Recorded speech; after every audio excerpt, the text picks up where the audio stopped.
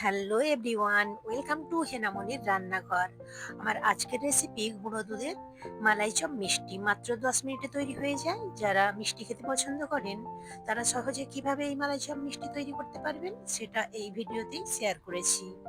আমার recipe follow করে যদি আপনি বাড়িতে তৈরি করেন, আশা করছি আপনিও ব্যর্থ হবেন না।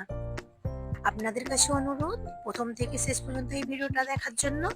আর আশা করছি আমার এই ভিডিওটি আপনাদের ভালো লাগবে। ভালো লাগলে ভিডিওতে একটি লাইক দিয়ে আমার পাশে থাকার জন্য অবশ্যই আমার চ্যানেলটিকে সাবস্ক্রাইব করে নেবেন। আর অবশ্যই কমেন্ট করে জানাবেন রেসিপি কেমন হয়েছে। আসুন তাহলে দেখে নিই আমি কিভাবে তৈরি করছি। সবার প্রথমে আমি এখানে একটি মিক্সিং বোল নিয়েছি আর নিয়ে নিচ্ছি 1 কাপ গুঁড়ো দুধ। এখন এই দুধের মধ্যে দিয়ে দিচ্ছি হাফ চামচেরও একটু কম বেকিং পাউডার আর দিয়ে দেবো 1 চামচ ঘি।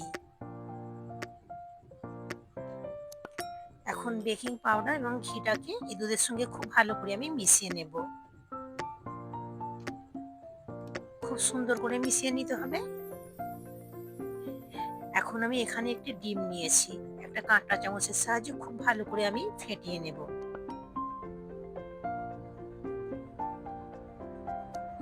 ডিমটাকে খুব সুন্দর করে ফেটিয়ে নিতে হবে।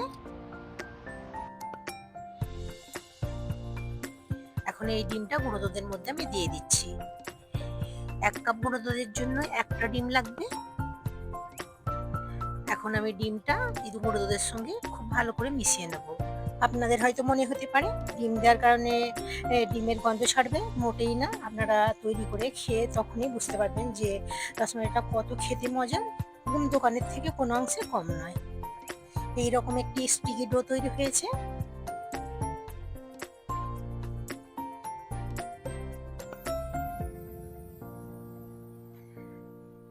এখন আমি রেস্টে রেখে দেবো 5 মিনিটের জন্য। 5 মিনিটের মধ্যে এই ডোটা সেট হয়ে যাবে। 5 মিনিট পর ঢাকনাটা খুলে নিলাম। ডোটা অনেকটাই সেট হয়ে গিয়েছে, হাতে একদমই লাগছে না। এখন আমি হাতের মধ্যে একটু ঘি মাখিয়ে নিয়েছি। এখন ডো থেকে অল্প একটু ডো নিয়ে এইরকম মালাই চপ মিষ্টির শেপ দিয়ে নিচ্ছি। আপনারা আপনাদের পছন্দ মতো গোল লম্বা যে কোনো শেপ দিতে পারেন, তবে খেয়াল রাখবেন এই মিষ্টিগুলোর মধ্যে যেন কোনো ক্র্যাক না থাকে। মিষ্টির গাগুলো যেন মসৃণ হয় সেদিকে খেয়াল রাখতে হবে। এখন আমি ডো থেকে অল্প একটু ডো নিয়ে প্রথমে গোল করে নেব, তারপরে লম্বা করে চমচমের শেপ দিয়ে নেব। তবে আপনারা আপনাদের পছন্দ মতো গোল লম্বা যে কোনো শেপ দিয়ে নিতে পারেন। প্রথমে আমি গোল করে নিচ্ছি, তারপরে আমি লম্বা করে নেব। ঠিক এইরকম করে সবগুলো মিষ্টি আমি একইভাবে তৈরি করে নেব। সবগুলো মিষ্টি আমার তৈরি করা হয়ে গিয়েছে। এখন আমি মালাইটা রেডি করে নেব। তার জন্য এখানে 750 ml দুধ নিয়েছি, ফুল ফ্যাট দুধ নিয়েছি আর দিয়ে দিচ্ছি 1 কাপ পরিমাণ জল। আর মিষ্টির জন্য দিয়ে দিচ্ছি হাফ কাপ চিনি। আপনারা মিষ্টির পরিমাণটা আপনাদের পছন্দ মতো দিয়ে নেবেন। এখন আমি দুধটাকে জাল করে নেব আর দিয়ে দিচ্ছি 3 থেকে 4টি এলাচ, সুন্দর একটা ফ্লেভারের জন্য। দুধে বলক চলে আসা পর্যন্ত আমি অপেক্ষা করব।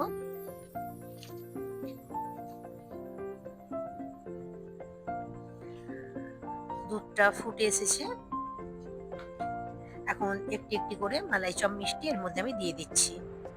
তবে এই মিষ্টিটা তৈরি করার সময় গ্যাসের ফ্লেম হাইতে রেখেই মিষ্টিটা তৈরি করতে হবে, গ্যাসের ফ্লেম লো করলে হবে না। প্রথম থেকে শেষ পর্যন্ত গ্যাসের ফ্লেম হাইতে রেখেই এই মিষ্টিটা তৈরি করে নিতে হবে। এখন আমি ঢাকা দিয়ে দিচ্ছি।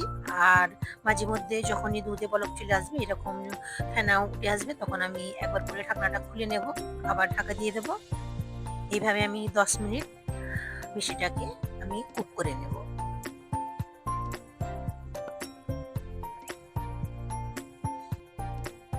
এইভাবে আমি বারবার ঢাকনা দিয়ে এবং খুলে নিয়ে আমি 10 মিনিট মতো রান্না করে নিয়েছি। মিষ্টিগুলো ফুলে অনেকটা ডাবল হয়ে গিয়েছে। এখন আরো আমি 2 মিনিট মতো রান্না করে নেব। যেহেতু রসমালাইয়ের দুধটা একটু ঘন হয়, তাই আমি আরো কিছুক্ষণ ফুটিয়ে ঘন করে নিয়েছি। এখন আমি গ্যাসের ফ্লেম অফ করে দিয়ে এইভাবে আমি ঢাকা দিয়ে রেখে দিচ্ছি যতক্ষণ না পুরোপুরি ঠান্ডা হয়ে যায়। সম্পূর্ণ ঠান্ডা হয়ে যাওয়ার পর আপনাদের পরিবেশন করে এখন আমি দেখাচ্ছি। মিষ্টিগুলো কত সুন্দর দেখতে হয়েছে। আপনারা তৈরি না করলে বুঝতে পারবেন না, একবার হলেও বাড়িতে এইভাবে তৈরি করে দেখবেন। মাত্র 10 মিনিট সময় লাগে। যখনই মিষ্টি খেতে ইচ্ছে করবে তখন এইভাবে মিষ্টি তৈরি করে নিতে পারেন। খুব সহজেই তৈরি করে নেওয়া যায়। আর মিষ্টিগুলো এত সফট নরম তৈরি হয়, মুখে দিতেই একেবারে মিশে যাবে। দোকানের মিষ্টির থেকে কোনো অংশে কম নয়। আপনারা যদি বাড়িতে তৈরি করেন অবশ্যই কমেন্ট করে জানাবেন যে রেসিপি কেমন হয়েছে। আশা করছি আমার এই রেসিপিটা আপনাদের ভালো লেগেছে। ভালো লাগলে ভিডিওতে একটি লাইক দিয়ে আমার পাশে থাকার জন্য প্লিজ আমার চ্যানেলটিকে সাবস্ক্রাইব করে নেবেন।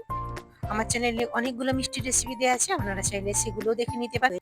তার লিঙ্ক ডেসক্রিপশন বক্সে দেওয়া থাকবে। একটি মিষ্টি আপনাদের কেটে দেখিয়ে দিচ্ছি ভিডিওটা কেমন হয়েছে। একদম জালিদার স্পঞ্জি মিষ্টি তৈরি হয়েছে, আর দোকানে থেকে কোনো অংশে কম নয়। আশা করছি আমার এই রেসিপিটা আপনাদের ভালো লেগেছে। আবারও হাজির হব অন্য কোনো নতুন রেসিপি নিয়ে। সকলে সুস্থ থাকবেন, ভালো থাকবেন। Thanks for watching.